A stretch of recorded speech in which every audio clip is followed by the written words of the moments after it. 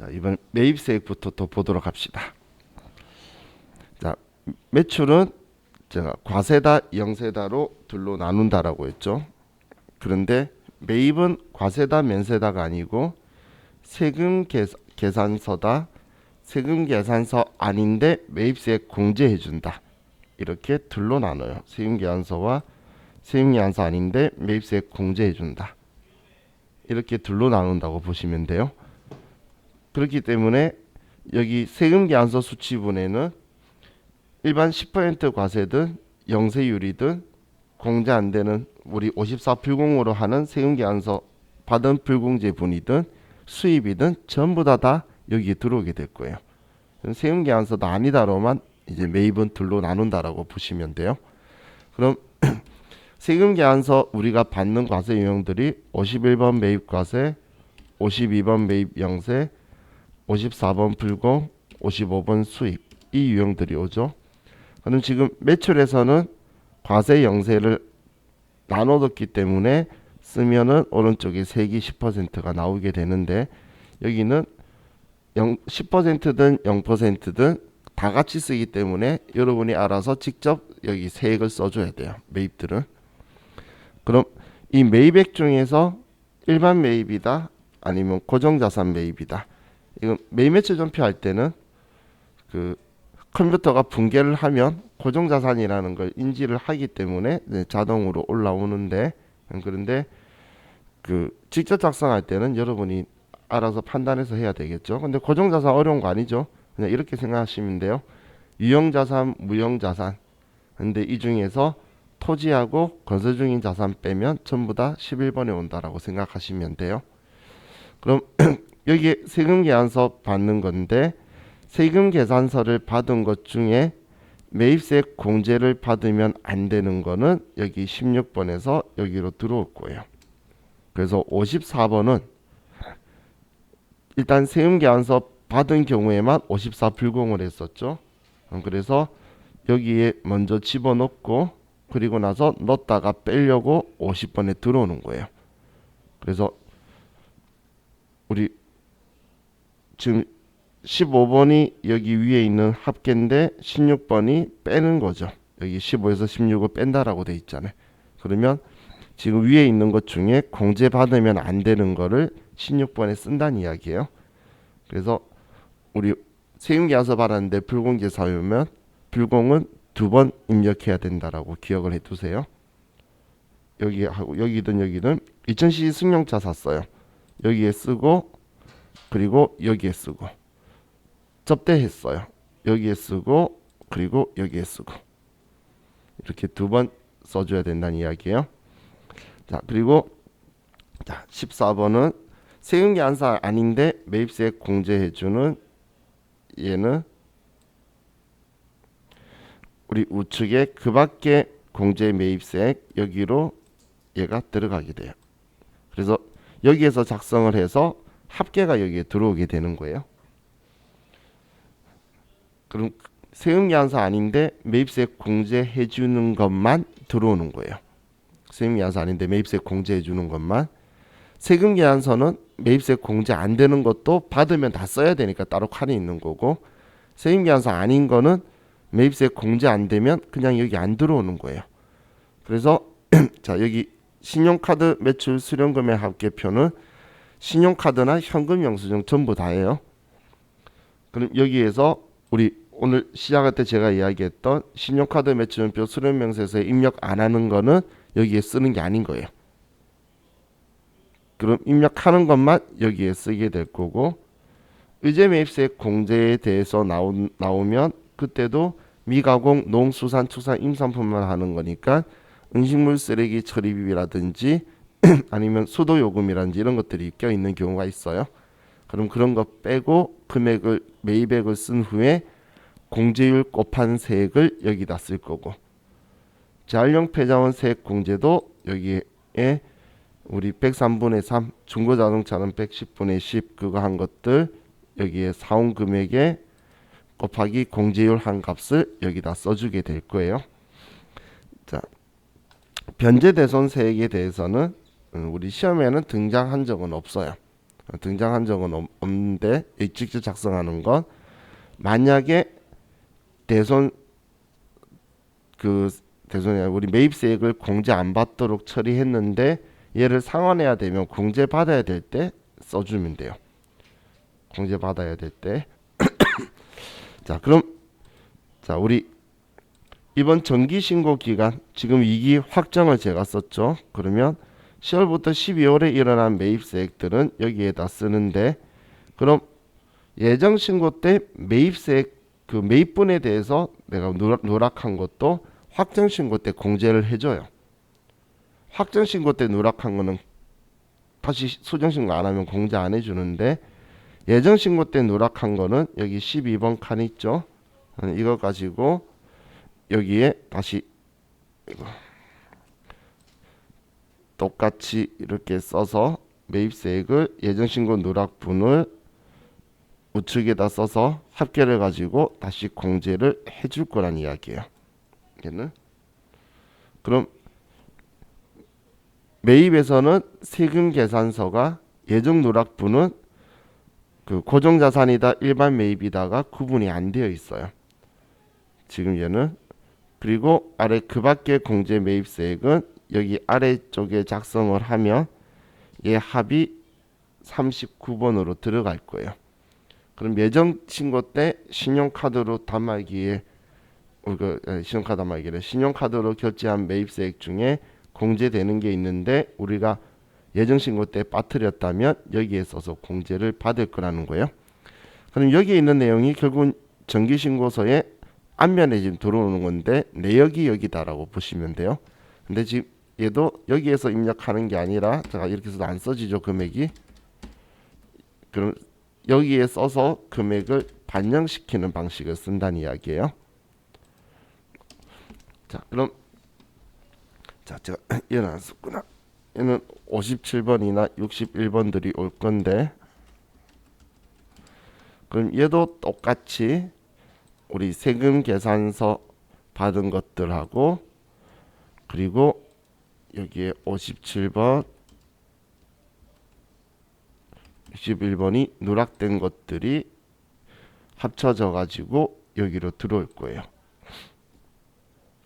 그럼 공제받지 못할 매입세액은 지금 얘가 불공제 사유인 거고 51번은 우리가 이 앞에까지 했던 안분이나 정산이나 재계산한 거 공통매입세액 면세사업분 있죠.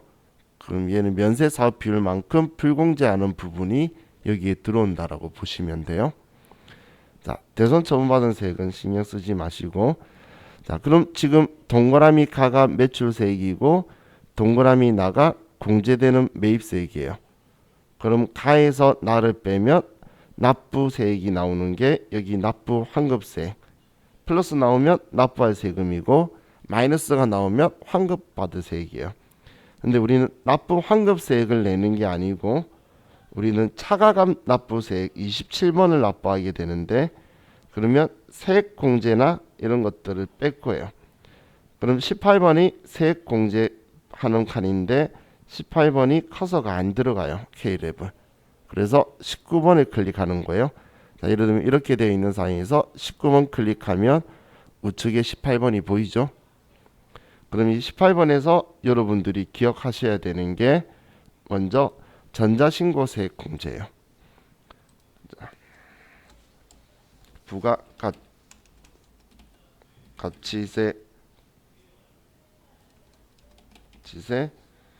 전자신고세액 공제는 10,000원이에요. 시험에서는 이렇게 표현할 거예요. 홈택스에서 직접 전자신고하였다. 이런 말이 있으면 알아서 10,000원 쓰란 이야기예요.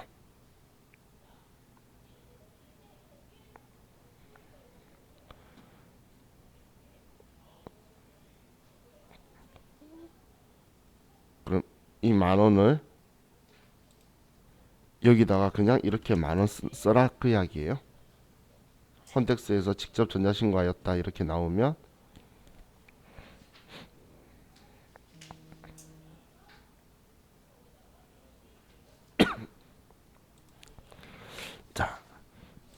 그럼 지금 이것만이 아니고 아래 보시면 자 주의할 게 전자세금계산서 발행세액 공제가 있는데 이건 2000년도 중반에 2010년도 중반 15년 무시점에 끝난 거예요.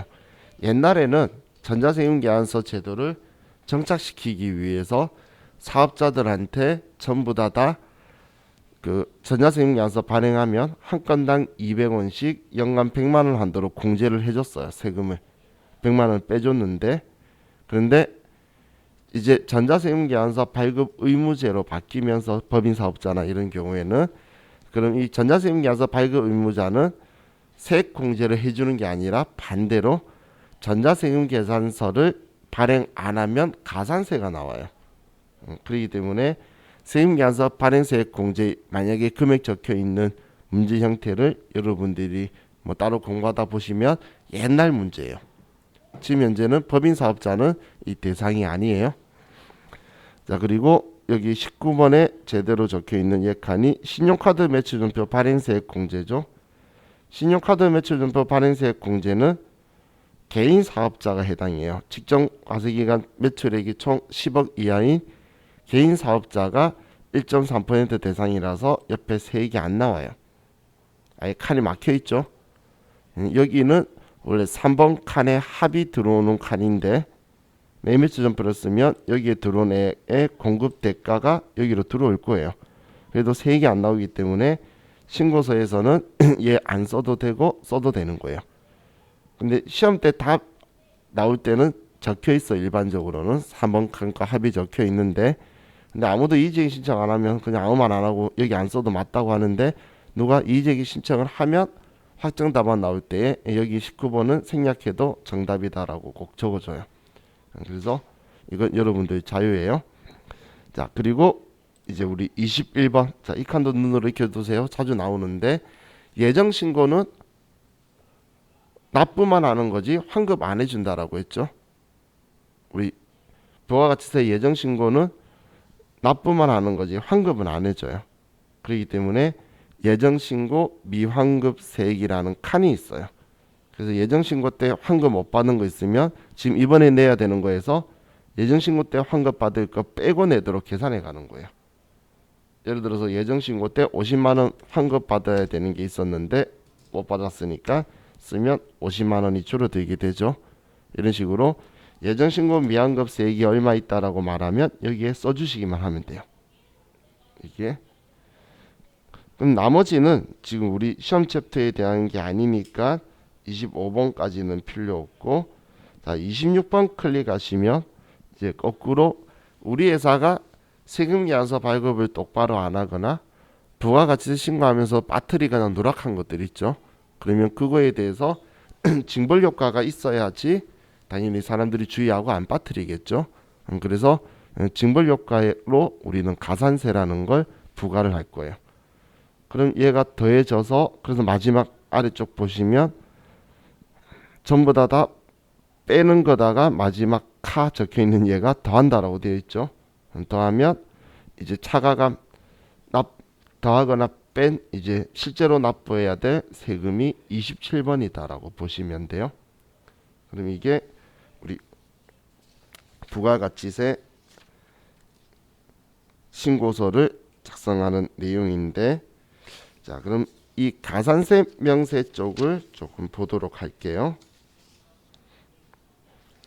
자, 얘 그림이 여러분이 정리하실 거면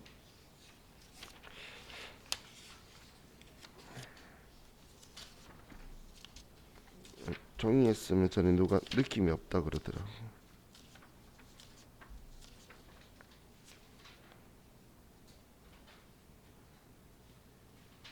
그럼 412페이지에 보면 이 그림이 있어요.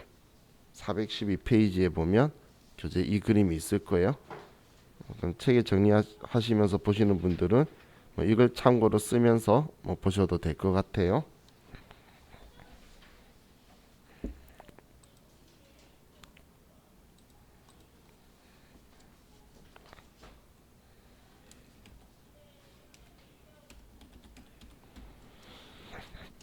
자, 이 가산세는 많은 사람이 별로 싫어하는데 옛날에는 이거 모르면 점수 2, 3점 감점이라고 생각하고 시험 들어가야 되는데 요즘은 엄청 많이 안 나와요. 왜냐 1년에 6번 시험 중에 한두 번? 그 정도만 나오기 때문에 비중도가 떨어졌어요. 옛날에는 4번 시험 있을 때는 3번 이상 나왔거든. 3번이나 4번 다. 근데 지금은 안 그래서 너무 스트레스 받을 필요는 없어요. 자, 가산세는 일단 두 가지로 나눠져요. 부가가치세법상 가산세와 그리고 국세기본법상 가산세로 나눠지는데 우린 가산세를 지금 두 군데서 제대로 하지 않으면 가산세를 부과할 거라고 보시면 돼요. 그럼 부가가치세법상 가산세라는 거, 이 두 개 떨어뜨려서 정리하시는 분 하세요. 얘만 가지고 엄청 많이 쓸 거예요. 그래서 얘 따로 쓸 거니까 이 부가가치세법상 가산세를 다른 말로 하면 세금 계산서 발급 전송 수치 가산세라고도 불러요. 한마디로 부가가치세법은 세금 계산서를 무진장 좋아한다라고 했죠. 그래서 세금 계산서를 얼마나 적법하게 발급, 전송, 심지어는 수치까지 잘 하고 있는지를 확인하는 거라고 보시면 돼요. 자, 그럼 국세기본법상 가산세는 뭐냐면 자, 우리 부가가치세법, 소득세법, 법인세법의 상위법이 있어요. 그게 국세기본법인데 이 국세기본법에서 사업자들이 직접 이 세금을 신고하고 납부하도록 하고 있어요. 근데 그걸 똑바로 하지 않으면 제재를 가야 되겠죠. 그래서 얘를 신고 납부 가산세라고 불러요. 부가가치세법상 가산세는 세금계산서 가산세라고 그냥 줄여서 많이 부르고 국세기본법상 가산세는 신고 납부 가산세라고 이야기를 많이 해요. 어떤 분은 납부 신고 가산세라고 하던데 그거나 똑같은 거죠. 자, 그럼 이 기준이 여기 가산세 명세에서 이렇게 보시면 돼요. 자, 지금 여기에서부터 여기까지가 일단 부가가치세법상 가산세예요. 지금 여기 세금계산서 합계표 있는 곳까지가 부가가치세법상 가산세고 그럼 여기에서 여기까지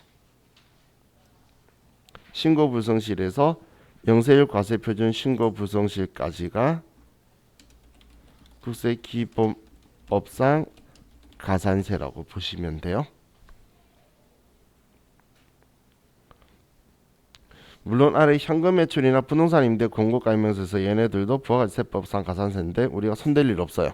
우리는 현금 영수증 발급 의무 사업자 형태 아니고 제조업이기 때문에 그리고 부동산 임대 공고가입명서에서는 등장한 적이 한 번도 없어요. 모든 시험에서.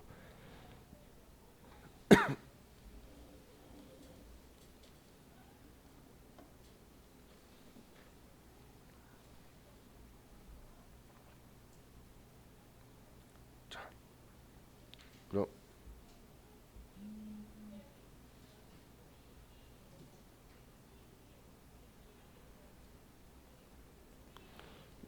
우리 먼저 저와 같이 부가가치세법상 가산세를 먼저 보도록 할게요. 그럼 이 중에서 세금 계산서라고 적혀 있는 곳 있죠. 자, 여기를 먼저 볼 건데 자, 일단 우리 사업자 미등록 가산세는 옆에 적혀 있는 게 1%죠. 사업자 등록을 하지 않고 우리가 매출 사업자 등록일로 그 사업개시일로부터 20일 이내 등록하지 않고 매출을 하면 우리 공급가액들의 1%를 가산세로 부과할 거라는 거예요. 1억치 물건을 팔아버렸으면 100만 원의 가산세가 나오게 이렇게 부과하겠다는 거예요. 그래야 사업자 등록도 제때 맞춰서 하게 되겠죠. 물건 팔 일이 생기면 빨리 맞춰서 해야 되겠죠. 그럼 이 부가가치세법상 가산세는 얘는 가산세 과표가 공급가액이에요. 가산세 과표라는 건 가산세율 1%, 2%를 어떤 금액에 부과할 거냐라는 건데 공급 가액의 1%, 2% 이렇게 할 거란 이야기예요. 자, 그럼 이 가산세에서 지금 첫 번째 우리 세금 계산서라고 적혀 있죠. 이 세금 계산서라고 적혀 있는 건, 자, 얘는 우리 전자세금 계산서 발급 의무자는 전자세금 계산서 발급 가산세예요. 발급 관련해서 가산세예요. 자, 그럼 전자세금 계산서는 당연히 얘는 발급의 원칙은 우리 공급 시기에 하는 건데, 인도했을 때나 이렇게. 그런데 우리가 예외로 월합계 세금 계산서 때문에 다음 달 10일까지는 허용을 하고 있어요. 공급일이 속하는 달의 다음 달 10일까지는 정상적으로 발행한 걸로 봐줄 거란 이야기예요.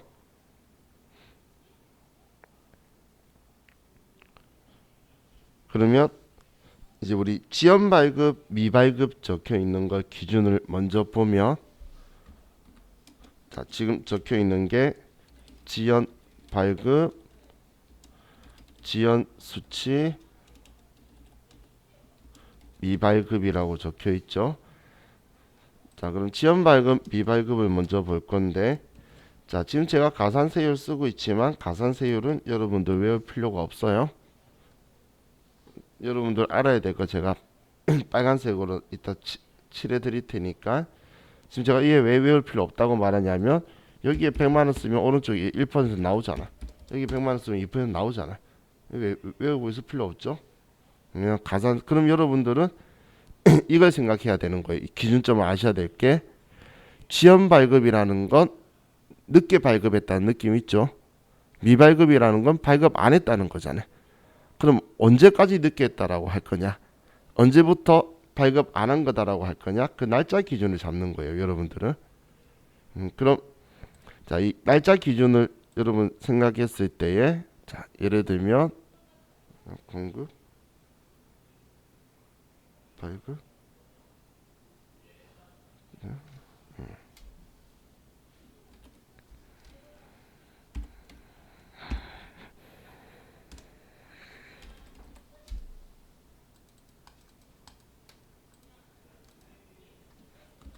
자, 예를 들어 볼게요.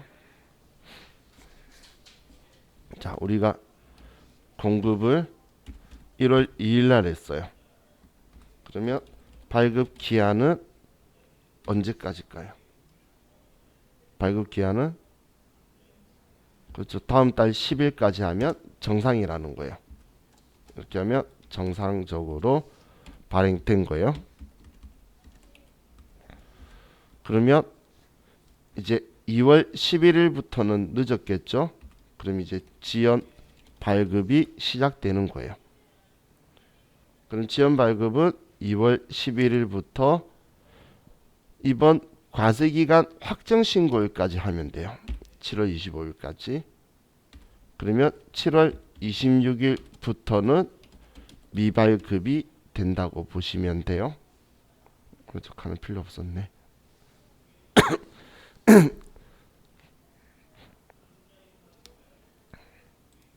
자, 그럼 또 다시 예를 들어 볼게요.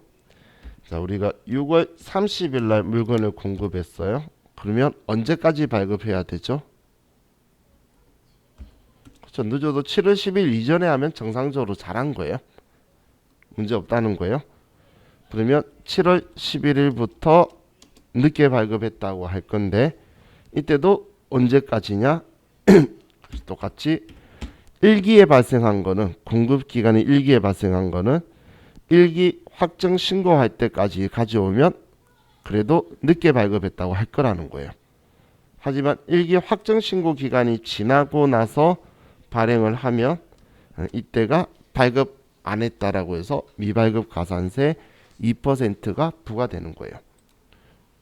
그럼 자, 예를 들어서 7월 1일 날 공급한 거는 언제까지 발급하면 되죠? 8월 10일까지 하면 되겠죠? 그러면 8월 11일부터 지연 발급인데 이거는 지금 뭐 올해 기준으로 하면 22년 1월 25일까지만 하면 된다는 이야기예요.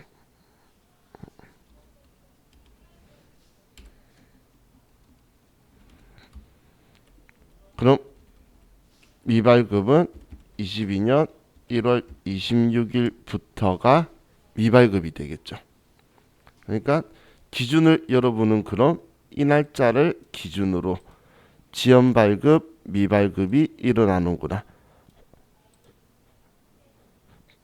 그럼 지연 발급과 미발급의 기준은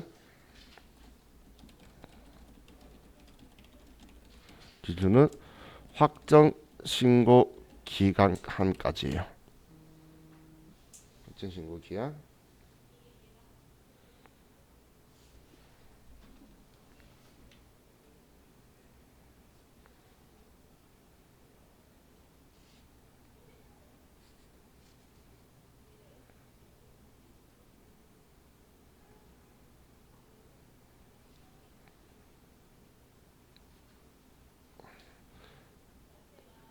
죄송해요. 잠시만요.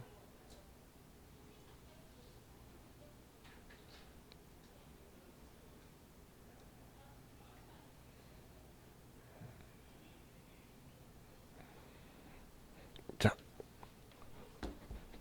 그럼 발급 기한은 다음 달 10일까지고 그때부터 안 하면 지연 발급이고 그럼 지연 발급의 기한은 우리는 확정 신고 기한까지가 지연 발급이고 그 기간이 넘어가면 미발급이다. 이렇게 생각하시면 돼요. 자, 그럼 우리 지연 수치라는 게 있죠. 이 지연 수치는 가산세가 0.5%를 부과를 할 건데 얘는 발급이 아니고 수치예요. 자, 우리 부가가치세법에서 자, 당연히 발급자가 발급하면 자, 여러분하고 저하고 물건을 서로 사고 파는데 제가 물건을 팔았어요. 예를 들어 1억 원치를 팔았어요. 그러면 여러분한테 제가 1억 1천만 원을 받겠죠. 그래서 1억 1천만 원을 받는데 여러분한테 그럼 제가 세금계산서 발행해줘야 여러분들이 저한테 1천만 원 줬다는 증빙을 받아서 매입세 공제 받을 수 있잖아요. 그런데 제가 세금계산서를 발행 안 해주는 거예요. 그러면 여러분은 매입세 공제 못 받겠죠? 줬다는 증빙이 없잖아. 그럼 그냥 울고만 있을 거예요? 달라고 와서 사정해야 돼? 아니죠. 제가 매입자 발행 세금계산서가 있다라고 했죠. 그럼 매입자가 세금계산서를 발행할 수가 있는 제도가 있다는 거예요. 그런데도 불구하고 다음 달 10일까지 세금계산서를 그럼 너가 발행할 수도 있는데 안 하고 있다가 늦게 받으면 그러면 매입세 공제는 해주지만 가산세 0.5%를 받겠다는 거예요.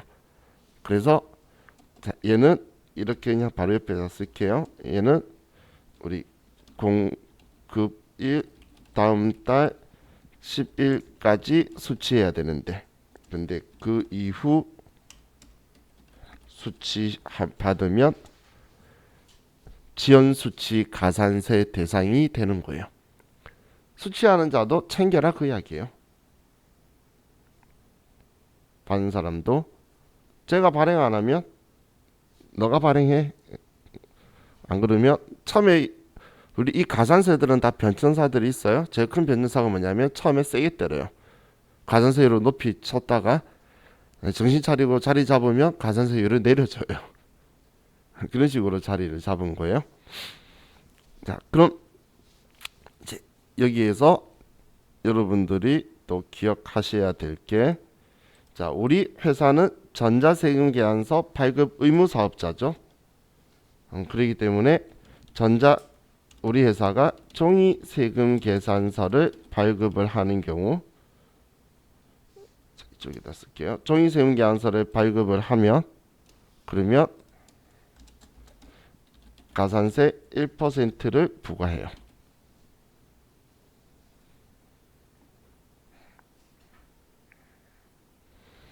이건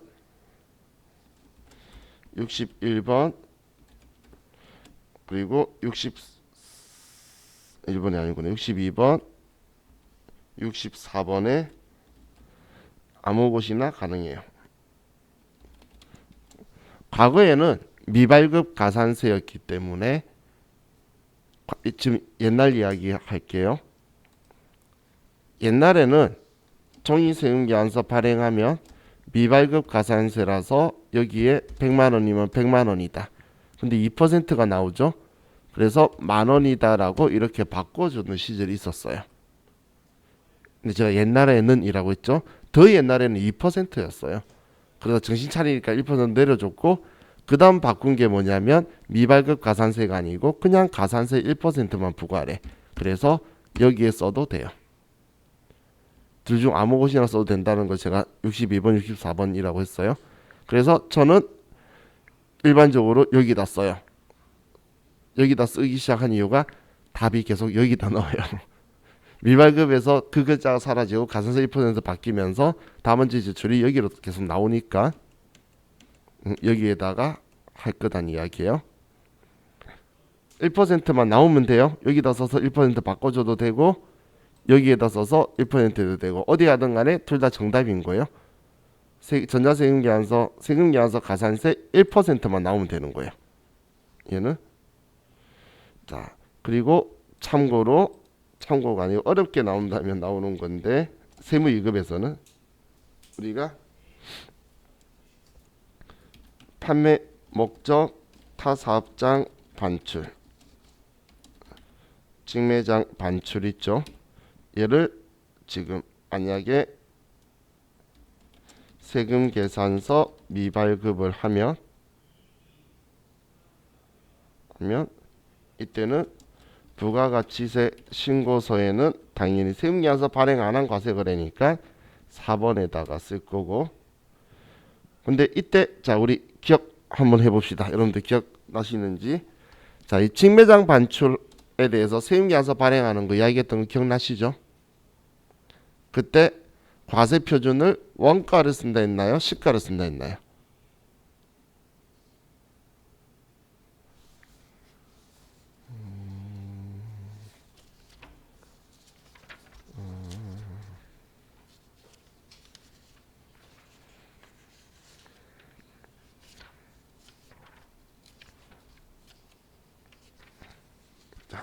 여러분들 교재 201페이지에 제가 이야기했던 건데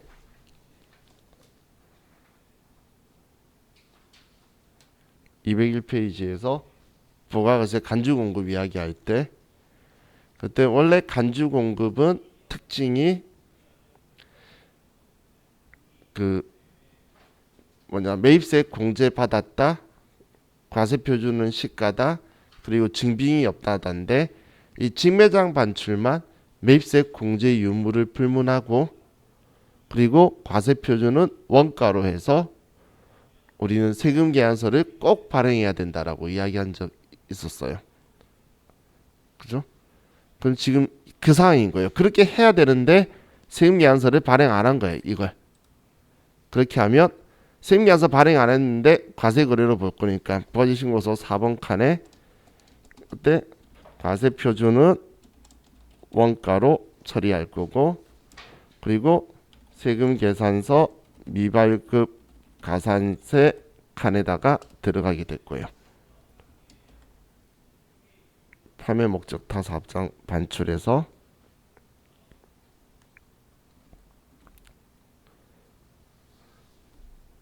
자 그리고 또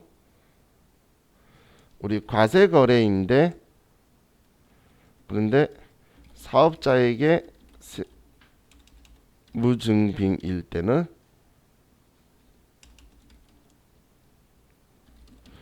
이때도 세금 계산서 미발급 가산세 대상이 돼요. 당연히 부가가치세 신고서 4번 칸에 쓰겠죠. 과세거래인데 무증빙이면 4번 칸에 쓸 거잖아. 이거 세무 1급에서 저한테 질문 많이 해요. 왜 질문 많이 하냐면 어떤 회차는 그냥 과세 거래인데 증빙 없으니까 4번 칸에 금액만 쓰면 끝인데 어떤 문제는 왜 4번 칸에 금액 쓰고 가산세가 있어요. 그러면 상대방이 일반 개인은 세금계산서 발행할 필요가 없잖아. 나한테 물건 팔고 부가세 받았는데 증빙 안 해줬다고 해서 가산세 부과할 필요가 없죠. 현금 인수 해줄까요? 그랬을 때 저도 아니 싫어요 하면 끝인 거지. 개인한테는. 그런데 상대방이 이름이 무조건 주식회사 뭐 이렇게 사업자로 적혀 있어요. 그러면 그냥 무조건 세금계산서 발행해야 돼요.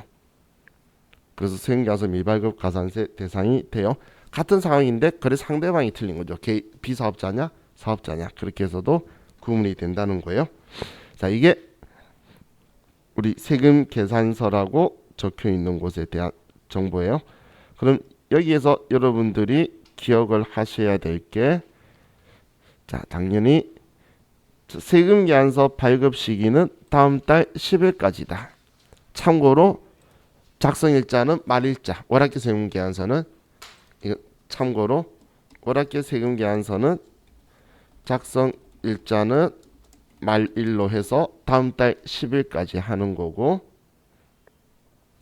지연 수치는 공급일 다음 달 10일까지 수치해야 되는데 그 이후 수치할 때에 지연 수치에다 금액을 넣으시면 되고, 그리고 우리는 다음 달 10일까지 세금 계산서를 발행하지 않으면 바로 지연 발급이 시작되는데, 이 지연 발급의 기간이 확정 신고 기한까지라는 거예요. 확정 신고 기한을 기준으로 지연 발급이다, 미발급이다 이렇게 생각하시면 돼요. 자, 맞아. 오랜만에 어느 분이었죠? 그 과거에 이거 공부하셨던 분 있으셨죠? 라이센스 있으신 분 있는데 유민 씨였나? 지수 씨였나? 자, 옛날하고 지금하고 다 바뀌었어요. 재작년하고 작년하고도 틀리니까 지금 기준으로 보셔야 돼요.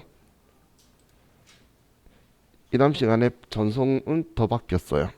더 쉽게 바뀌었어요. 근데 작년에 가셨으면 상관없고 그 이전이시면 좀 많이 바뀌었어요. 자, 그리고 종이세금 계산서 발급을 하면 가산세 1%도 얘도 기억하시고, 유미 씨 아니었어요? 그러면 지수 씨였나? 한 분 있으셨는데. 자,